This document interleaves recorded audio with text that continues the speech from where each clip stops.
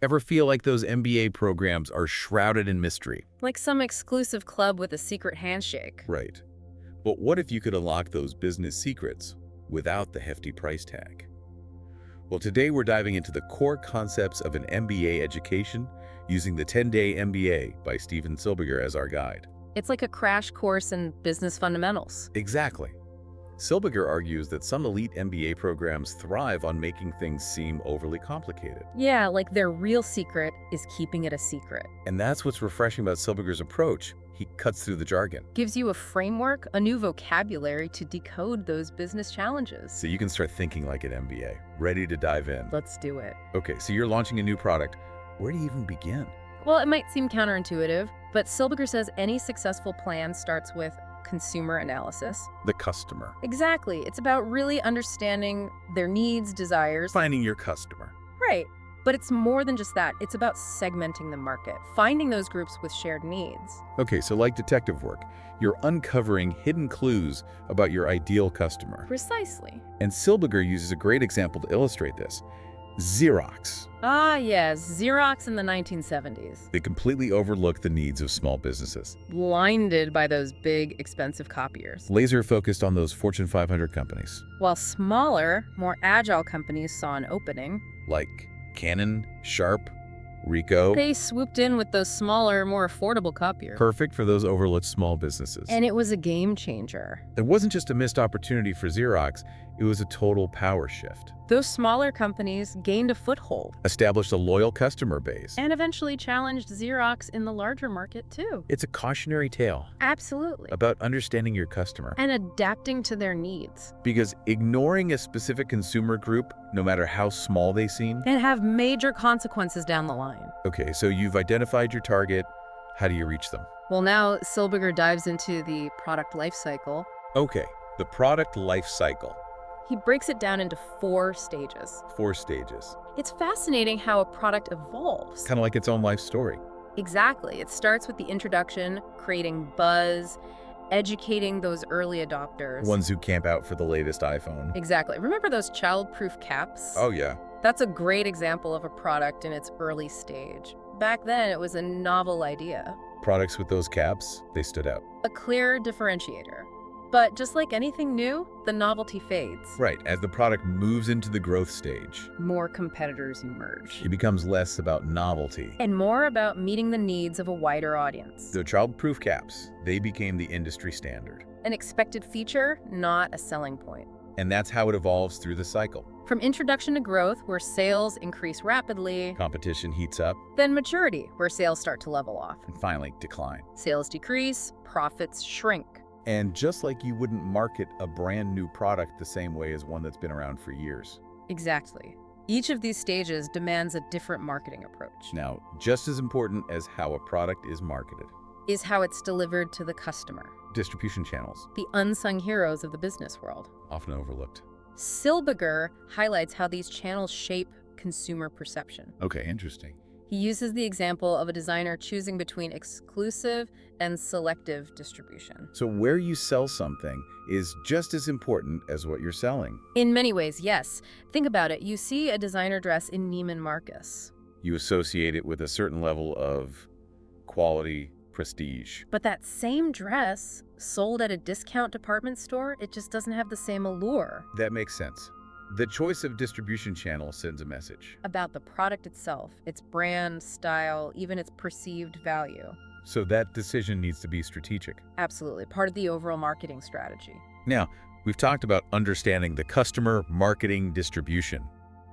But we can't forget about the numbers. The lifeblood of any business. Finance. But let's be real. It can be a little intimidating for some of us. Sure, but Silbiger makes it very digestible. He uses a fictional business, Bob's Market, to illustrate these concepts. Bob's Market, okay. Introduces some key financial ratios. One of the most important, return on equity. ROE. It tells you how much profit a company makes with the money shareholders have invested. So it's a measure of how effectively a company is using its investors' money. To generate earnings, exactly. And here's where it gets really interesting. Silbiger introduces financial leverage. Okay, leverage, I've heard that term thrown around. Right. But I'm not always sure what it means. Imagine using a lever to lift a heavy object. You can move a much larger weight with a small amount of force. Okay. Financial leverage is similar. It's about using borrowed money to amplify potential returns. So using debt strategically Exactly. to potentially boost your profits. To understand it better, let's go back to Bob's market.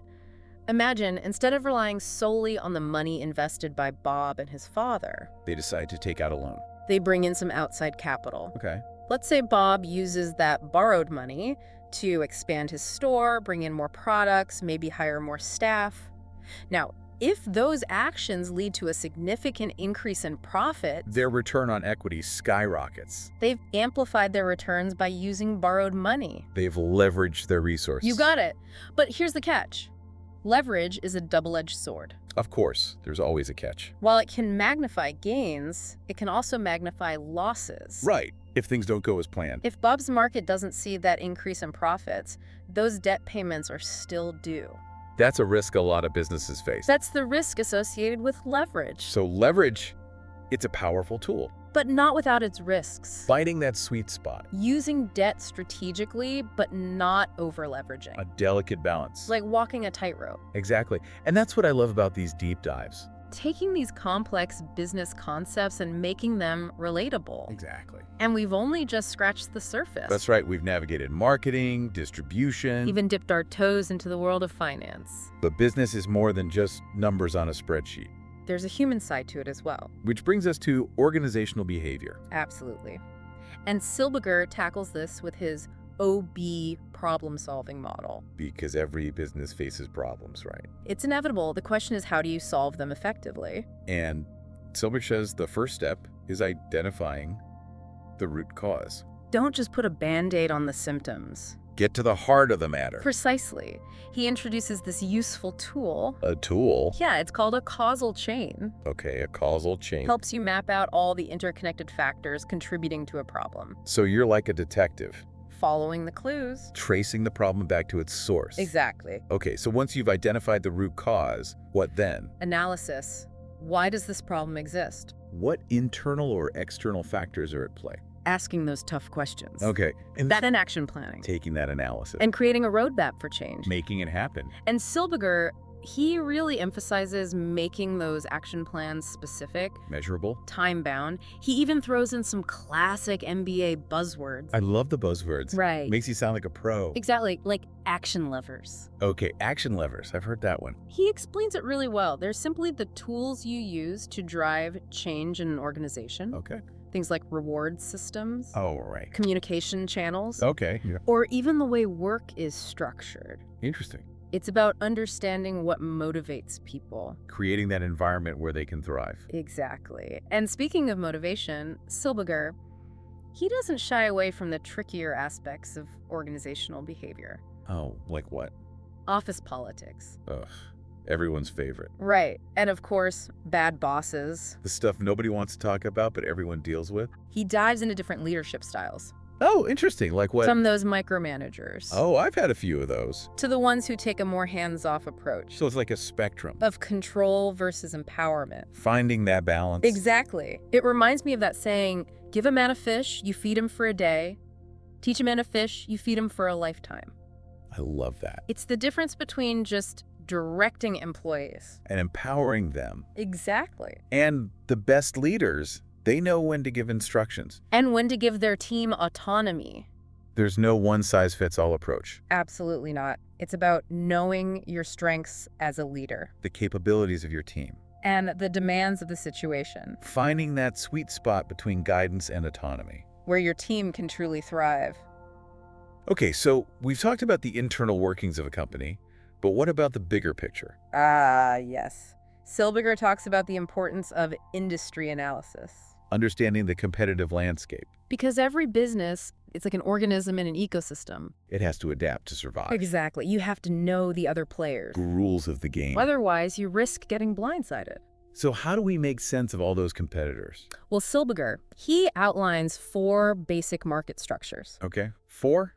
Let's hear them. Perfect competition, Okay, monopolistic competition, right. oligopoly, Gotcha. and monopoly. The classic 4. Think of them as the different playing fields for businesses. Okay, so perfect competition, that's like a free-for-all. Exactly. No single company dominates. Lots of small businesses competing. Like a bustling farmer's market. Lots of choices. Good for consumers. And on the other end of the spectrum, you have a monopoly. One company controls the entire market. They call the shots. Think of AT&T back in the day. Before the breakup. Exactly, the undisputed kings of the telephone industry. And somewhere in between those two extremes we have. Monopolistic competition. Lots of companies competing. But they try to differentiate themselves. Exactly, they find their niche. Like restaurants. Perfect example, they all serve food. But each one has its own vibe, its own menu, its own target customer. It's all about standing out. Okay, what about that last one, oligopoly? Ah, that's where a few dominant players control the market. Okay, I'm seeing a pattern here. They hold a lot of influence. So like the airlines? Exactly. Or the big streaming services? Just a handful of major players. Controlling most of the market. Okay, so why is understanding these market structures so important? Because each structure presents its own unique challenges and opportunities. So in perfect competition, you have to stay ahead of the curve. You have to be lean, mean. Constantly innovating. Otherwise, you get lost in the crowd. Right. But with a monopoly, you have to be careful not to become complacent. Because you've got a target on your back. Competitors gunning for you. And regulators breathing down your neck. And in an oligopoly, you're always trying to anticipate your competitor's next move. Like a high-stakes game of chess. This is starting to sound less like economics and more like a thriller. Maybe business is a thriller. So once you understand the playing field, how do you actually create a winning strategy? That is the million-dollar question. And Silbiger introduces us to Michael Porter. Okay, Michael Porter, I recognize that name. A legend. Porter outlines 3 generic competitive strategies. Generic. Yeah, think of them as blueprints. Okay, blueprints for success. I like it. Exactly. So you've got cost leadership. Being the low-cost producer. Exactly. Offering those competitive prices. Walmart comes to mind. Walmart built their entire empire on that approach. It's a classic. What's the next blueprint? Differentiation. Offering something unique, setting yourself apart. Exactly. Think Apple. Sleek design. That brand, it screams innovation. Aspiration. Exactly. And the last one? Focus. Focus. Concentrating on a specific niche market. Quality over quantity. Think a luxury car brand. Okay, like Ferrari. They're not trying to appeal to everyone. Exactly. Just a select group of customers. High-end, discerning. Exactly. So these strategies, they're like starting points. Blueprints, remember? Right, blueprints. You take them and you tailor them. To fit your specific business. Precisely. You're crafting that perfect strategy. Like a tailor-made suit. And speaking of crafting strategies, there's this concept Silbiger calls signaling. Ah, signaling. That's kind of secretive, like we're talking about spies. Right. But it's really about communication in the business world. Okay, how so? It's how companies communicate, not just through their words. But through their actions. Exactly. They're sending signals to their competitors. Investors, even their own customers. It's like that saying. Actions speak louder than words. Exactly. Silbiger uses this example of competing airlines. The airlines, okay. They're both struggling to stay profitable. Right, and one wants to avoid a price war. Which would hurt them both. Exactly. So they might signal their willingness to cooperate. How do they do that? By raising their prices slightly. Oh, interesting. It's like they're saying. We're not trying to undercut you. Let's maintain some balance. But the other airline could misinterpret that. Absolutely. Or choose to ignore it. It's a risky game. High stakes. Where understanding those signals can make all the difference. For sure. Okay, let's talk about portfolio strategies. Now we're stepping into the CEO's shoes. Looking at the company's entire portfolio. And just like a financial advisor might help diversify your investments. A CEO needs to think about how those different businesses within their company work together. Exactly. And Silbiger, he talks about the Boston Consulting Group's growth share matrix. The BCG matrix. Yes. I remember this one from business school. The one with the stars? Cash cows. Question marks. And the dreaded dogs. That's the one. It's a simple way to visualize those businesses. Based on their market share and potential for growth. You got it. So a star is a business. High market share, rapidly growing market. It's the one with the most potential. Like, say, Tesla. They're dominating the electric vehicle market. Which is booming right now. Exactly. Then you've got the cash cow. Steady, reliable revenue, They're not growing as fast. but consistently profitable. Think Coca-Cola A classic example. or Toyota, maybe. Established player. So those stars, they need a lot of Let's investment. fuel that growth. Whereas those cash cows, you just want to maintain that steady course. And enjoy the profits. And often, those profits, they're used to fund other ventures. to support those up-and-coming stars. Makes sense.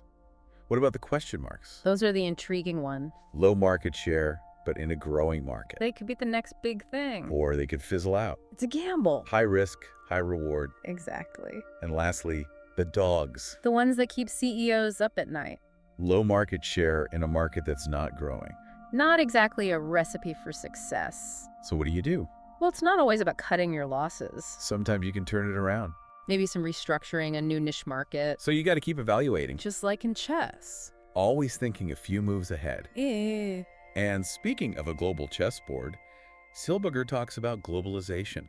Ah, yes. Doing business internationally. Add a whole other level of complexity. It's not just about translating your website. Definitely not. You need cultural sensitivity. Understanding how business is done in different countries. Building those relationships. Adapting to those local customs. And that takes time. International investments, they often take a while to pay off. Patience is key. For sure. Okay, one final concept. Incrementalism. Incrementalism. It seems kind of counterintuitive after talking about all these grand strategies. Right. What is it? Well, Silbiger says it's about making small, gradual changes over time. Instead of those big sweeping ones. Exactly. It's like that saying, a journey of 1,000 miles. Begins with a single step. Exactly. Sometimes, trying to do too much at once, it backfires. People resist. It creates overwhelm. And it can lead to failure. But those small, manageable changes, They build momentum, it's about having that long-term vision. but understanding it's a process. Well, there you have it. We've covered a lot of ground. We've explored marketing, finance, strategy, globalization, We've decoded the jargon. and gained some valuable insights. Think of this as your crash course in the world of business. Your MBA cheat sheet. And remember, the real learning comes from applying these concepts. To your own work, your own ventures, So keep asking those questions, keep learning, keep exploring. and keep diving deep into those topics that spark your curiosity. Until next time. It's no holiday.